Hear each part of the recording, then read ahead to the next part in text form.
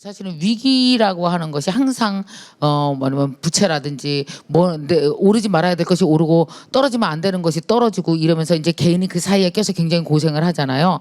그래서 이제 이런 위기 속에서도 그 사람들은 왜 그러잖아요. 돈이 많을 때 재테크를 얘기하고 이렇게 요즘처럼 힘들 때는 재테크를 얘기를 안 하는데, 제가 네 분을 만나서 다 여러분 얘기를 들어본 경우는 뭐냐면 위험할수록 힘들수록 진짜 재테크가 있어야 나중에 진짜 승자가 된다. 그래서 이 네 분께서 여러분들에게 2023년에 이 위기를 지나서 경제적으로 여러분들이 재테크를 승리하고 진짜 승자가 되기 위해서 여러분에게 알려드리려고 오늘 이 네 분을 모셨습니다. 2023년 경제를 전망하기 위해서 먼저 지금의 상황 여러분 아마 궁금하실 겁니다. 화살표로 보여주겠습니다. 자, 끊임없이 상승하는 물가와 환율. 지금 사실 물가 장난 아니거든요. 밥값도 오르지. 얼마 전에 시금치가 8,000원이었어요. 환장해. 자, 그래서 밥 사 먹을 때마다 깜짝깜짝 놀라는데 환율도 장난 아니에요. 정말 언제 받나 싶어요. 1,400원? 이거 어마어마한데 김광석 교수님 어때요? 물가랑 환율 지금의 우리 상황을 조금만 얘기해 주시죠. 지금 일어나고 있는 일련의 경제 현상은 네. 딱 세 단어로 요약이 됩니다. 세 단어. 예. 네. 하나가 물가고요. 아, 물가. 그다음 두 번째가 금리, 물금. 그리고 세 번째가 시장입니다. 물금시. 예, 물가가 너무 높다 보니까 네. 41년 만에 최고 물가 상승률을 기록하다 보니까 네. 여러분 이 영상을 보고 계신 분들의 거의 대부분이 처음 만나본 미국 물가 상승률을 봐요. 맞아요. 너무 높다 보니까 우리 경제 읽기 수업 들으신 분 다 이해하시죠? 네. 물가가 너무 높으면 높은 물가를 잡기 위해서 금리 인상한다. 빅스텝 행보가 있죠? 네. 금리 인상이 이어지다 보니까 자연스럽게 시장에 엄청난 영향을 주는데 첫 번째 외환 시장 강달러 기조가 나오는 거고요. 두 번째 자본 시장 오케이. 당연히 하방 압력, 어허. 그리고 자산 시장 네. 하방 압력. 네. 이런 여러 가지 현상들이 물가, 금리, 시장 이 삼박자 때문에 이루어지는 겁니다. 우리 경제 읽기 공부하신 분들은 이미 다 파악하고 계셔서 네. 왜 알고 있는 얘기 또 하냐고 할 수 있는데 네. 여러분 아셔야 됩니다. 모르면 그냥 당합니다. 지금 모르면 당합니다. 결국 어떻게 경제가 흘러가고 나는 이런 변화 속에 어떻게 대응책을 강구할지 그걸 반드시 고민하셔야 됩니다. 그러면 내년에 결국은 우리의 경제는 빨간불이에요, 파란불이에요? 어떻게 되는 거예요? 빨간불입니다. 내년 경제 전망서에 부제가 있는데 네. Great Recession.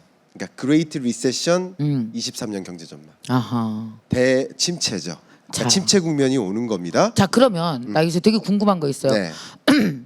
기왕에 내년에 경제 별로 안 좋대. 네. 그럼 뭐야? 우리 그냥 꼼짝없이 가만히 있으면은 성공하는 거예요? 아니면 뭐라도 해야 되는 거예요? 해야죠.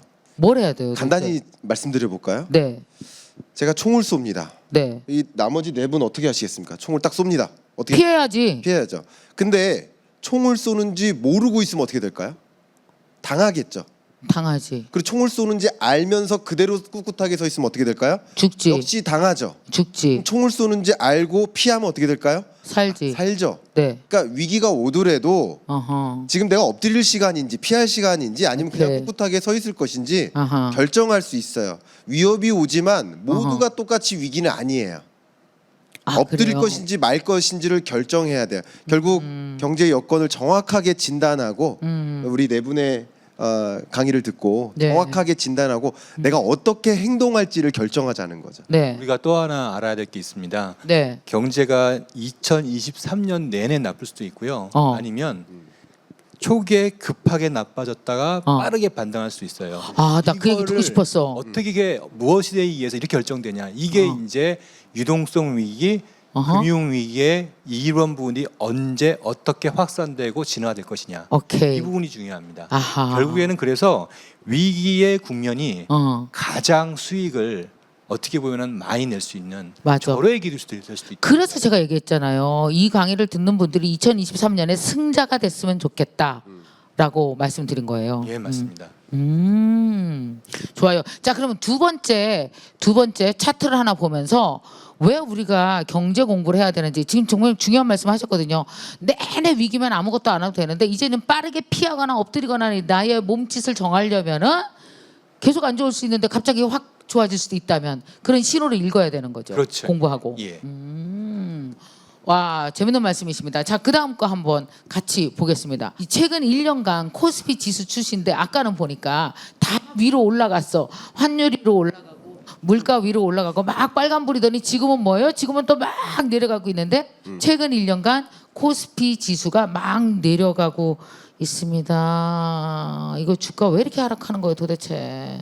작년에 제가 2022년 경제 전망에 대해서 말씀 나누고 네. 경제 읽기 동안에 말씀드릴 때 2022년에는 내내 기준금리 인상의 시대다. 네. 다른 말로 돈의 가치가 강해지는 시대다. 오케이. 그러면 많은 이코노미스트들은 많은 투자자들은 돈을 네. 옮겼죠. 어디로? 돈의 가치가 강하니까 돈의 이동이 일어난 거야. 현금화한 거예요. 네. 주식시장에서 이탈한 거예요. 아하. 주식시장에서 이탈하니까 코스피가 떨어진 겁니다. 그렇죠. 그러면 이미 많은 이코노미스트들은 경제를 알고 투자자들은 경제를 알고 네. 돈을 먼저 이동시켰는데 네. 그거 팔고 나갈 때 받아준 게 개미들인 거예요. 아하. 정확히 그렇죠. 한번 말씀드려 볼게요. 2021년 네. 12월 삼성전자 주가가 약 10만 전자 바라볼 때였어요. 네. 그리고 지금 5만 전자입니다. 네. 그러면 삼성전자가 그동안 뭐 잘못했습니까? 삼성전자가 잘못한 게 하나도 없어요. 하나도 없죠. 우물 안에서 고민해 보세요. 삼성전자 주식 차트 보세요. 삼성전자가 뭐 기업 보고서 발간하는 거 뉴스 네. 다 보세요. 나쁜 거 있습니까? 역대 최고 실적만 계속 발표했어요. 그런데 왜 삼성전자 주가는 10만 전자에서 5만 전자로 떨어진 거죠? 10만 전자 바라볼 때는 제로금리, 금리 인하, 네. 돈의 가치가 떨어지고 모두 다 주식시장으로 돈이 옮겨질 때 돈의 이동과 함께 주가가 올라간 거잖아요. 네, 네, 네. 그리고 지금은 왜 그런 거예요? 돈이 빠져나온 거잖아요. 금리를 인상하면서 돈이 현금성 자산으로 옮겨지고 주식시장에서 돈이 이탈하면서 네. 삼성전자 주가가 빠졌잖아요. 오케이. 삼성전자 주식이 왜 떨어졌는지를 보면 네. 삼성전자가 잘못한 게 아니라 매크로 경제에 있다. 아하. 금리 인하할 때 10만 전자 받고 아하. 제로금리일 때 10만 전자 본 거고 네. 빅스텝 잔스텝 행보할 때 5만 전자로 떨어진 건데 네. 우물 안에서 고민하는 거 이게 왜 떨어졌지? 음. 그러면 떨어졌으니까 추격 매수해야 되나? 아니죠. 우물 밖을 봐야죠. 우물 밖을 경제가 봐야 어떻게 되는구나. 돌아가는지. 오케이. 세계 경제는 네. 혹은 실물 경제는 금융 경제는 네. 그런 방향으로 움직이고 먼저 알고 대응한 사람들은 돈을 이동시켰는데 네. 반대로 움직이는 거예요. 떨어졌으니까 다 말아. 떨어졌으니까 다 말아. 그게 너무나 무책임한 행동 아닌가. 자, 새로운 그 차트 하나 또 보겠습니다. 이번에는 보니까 이게 물가, 환율, 증시 다 도미노처럼 연결돼 있는데 여기에 도미노로 결정적인 게 또 하나가 매달려 있습니다. 그죠? 바로 부동산입니다. 자, 부동산 전문가이신 우리 김학렬 소장님께서 한번 얘기해 주시죠. 요즘에 보면은 뭐 그렇게 아파트 오른다고 난리치더니 또 요새는 또 미분양 된다고 난리야. 이거 뭐예요? 일단 우상향하면 기분 좋지 않습니까? 네. 네, 저는 저 그래프를 보고 기분이 좋아졌어요. 아니 저기 뭐가 좋아요? 미분양인데 미분양 숫자가 많으니까 좋은 거잖아요. 왜요? 솔직히 2021년도 시장은 너무 숨이 막혔어요. 너무 다 올라 버리니까 오케이, 이게 정말 적정 가치인지도 모르고 너무 많이 올라 버리니까 이게 진짜 따라 사야 되는 것인지 맞아. 아니면 참아야 되는 것인지 굉장히 헷갈렸던 시장이거든요. 맞아요. 근데 지금 2022년도 들어서 다행히 빠질 것들은 빠지고 네. 유지될 건 유지되고 그렇게 어. 되고 있거든요. 어허. 게다가 우리 이제 최신 트렌드들이 신규 아파트들을 좋아하는데 2021년도까지는 신규 아파트 청약도 어렵고 재건축 개발도 어려웠었는데 네. 2022년도 들으니까 실거주하시는 분들한테는 선택의 대안이 많아진 거예요. 아하 오히려 그래서 미분양 주택이 많아진다는 것은 새 아파트를 선택할 수 있는 기회가 생긴 거잖아요. 그렇죠. 그래서 저 미분양 물건 중에서도 잘 선별을 하게 되면은 내가 원하는 입지에 원하는 아파트를 청약 통장 없이도 가점이 낮아도 네. 줍줍이라는 걸 할 수 있는 시기가 된 거잖아요. 그렇죠. 저는 저거 많아질 때마다 매일 만세를 부르고 있어요. 오호. 더 많아져요, 솔직히. 그러면 아마 올해 내 집 마련하시는 분들한테는 네. 절호의 기회가 왔다고 판단을 하고 있고 네. 아마 올해와 내년이 굉장히 좋은 기회가 될 것 같아요. 아 올해와 내년이 그러면 현재 있는 나의 자산을 잘 포트폴리오를 구성해서 투자할까 하면서 또 좋은 아파트를 미분양이 된 걸 살 수 있으면 정말 나중에 승자가 될 수 있겠네요. 무조건 승자가 될 수 있고요. 그러니까 이제 부동산 같은 경우는 실수요가 있고 투자 수요가 있어요. 네. 그러니까 주식은 무조건 올라야 되지만 네. 부동산은 빠질 때 갈아타기를 하면요. 네. 오르는 시장보다 더 적은 금액으로 어허. 상급 입지나 상급 상품으로 갈아탈 수가 있거든요. 아하. 지금 굉장히 좋은 시기입니다. 자 그러면은 재건축 시장은 막 난리라는 말이 있는데 설명 좀 해주시죠.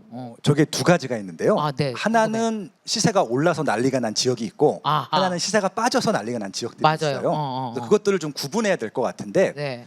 지금 이제 정책이 바뀌어서 재건축 시장이 활성화될 지역들이 분명히 있을 거고요. 그 지역들은 지금 계속 신고가를 갱신하고 있어요. 네. 그런 지역들은 한번 좀 눈여겨보실 필요가 있을 것 같고 아하. 아까 말씀드린 대로 2020년, 2021년도 시장에서 네. 너무 무리하게 많이 올라간 지역들이 있어요. 제가 봤을 때는 재건축이 되기도 좀 어려울 것 같고 예. 된다 하더라도 시기가 많이 걸릴 것들이 있는데 작년에 워낙 매물이 없고 네. 부동산 시장이 좋다 보니까 그냥 묻지마 투자를 하신 경우들이 많거든요. 그쵸. 그렇게 묻지마 투자했던 것들이 현재 금리도 올라가고 네. 이런 여러 가지 좀 악조건 때문에 이렇게 내놓는 분들이 있어요. 그래서 이제 프리미엄이라고 하는데 재건축 프리미엄이 좀 낮아진 단지들도 있거든요. 그래서 지금 이제 낮아진 단지들, 올라가는 단지들 그것들 좀 구분해야 될 것 같아요. 그리고 또 하나 이제 그 우리 요즘에 정말 가계 빚 장난 아니잖아요. 작년에 막 영끌에서 집 사서 가계빚 많은 사람들, 왜냐하면 우리가 이제 빚을 얻어도 빚을 많이 그 권하는 사회였었잖아요. 뭐 금리 완전 너무 싸니까 빚 얻어서 주식한 사람들, 빚 얻어서 코인 산 젊은이들. 저 얼마 전에 우리 직원한테 내가 물어봤거든요. 야, 너 빚 많냐? 그랬더니 2030은 빚이 디폴트래요. 다 있대요, 빚이. 진짜니? 그랬더니 그럼요. 빚 얻어서 다 코인하고 주식하고 그랬다는 거예요. 그래서 요즘에 정말 이 빚 때문에 잠 못 이루는 사람들이 많은데 빚테크도 중요하다고 생각을 하거든요. 어떨까요? 서영 시장님 좀. 자, 차트 좀 한번 띄워주세요. 빚. 예, 우선 예. 2030 세대가 신용대출 기준으로 네. 최근 2년간 순증 기준으로 절반 정도를 2030 세대 가져갔어요. 2030이 그렇게 빚이 많아요? 예. 쟤네 어떡하면 좋아? 당연히 그러니까 이제 갭 투자 최근에 서울 아파트 기준으로 2021년도에 전체 거래 40%가 2030 세대가 매수한 걸로 나타나거든요. 네. 그만큼 2030 세대가 어떤 매수 주체의 주력으로 부상했는데 그 이유는 사실 부채, 빚에서 시작됩니다. 아하. 그러니까 과거에 비해서 2030 세대가 특히 신용대출에 대한 접근성이 빨라지면서 접근성이 좋아지면서 그렇죠. 예, 이게 이제 우리가 좀 더 레버리지 투자를 쉽게 할 수 있게 되었던 거고요. 그 원인이 이제 여기서 보시듯이 이제 부채가 증가한 원인이다 이렇게 보시면 됩니다. 지금 가계 신용대출 추이가 계속 올라가고 있잖아요. 그렇죠. 요즘은 어떤가요? 요새는? 최근에는 지금 빠르게 줄어들고 있습니다. 아, 네네. 근데 줄어든다는 거는 대출을 회수한다는 뜻입니다. 오히려 기존 대출자 입장에서 본다라면 금리가 올라가고 대출을 회수하는 사실 굉장히 힘든 한 해가 될 것 같습니다. 내년도. 그렇군요. 자, 여러분 진짜 이렇게 엎친 데 덮친 격으로 금리도 오르고 물가도 오르는데 대출 금리도 진짜 변동금리 가지신 분들은 되게 심각하고, 근데 그나마 그래도 부동산은 떨어진다고 하는데, 그러면 내가 돈이 많을 때, 내 사정이 좋을 때 부동산이 떨어져야 되는데, 떨어지는 걸 잡을 수 있는 실력이 안 되는데 떨어지고 있으면 그냥 그림의 떡처럼 바라봐야 되고 이러면 또 되게 속상하고 그렇잖아요. 그래서 부동산만 문제가 아니라 부채 관리, 포트폴리오 관리, 경제 전망, 이 모든 것이 함께 어우러져서 이게 뭔가 정리하고 선택하고 판단해야 된다.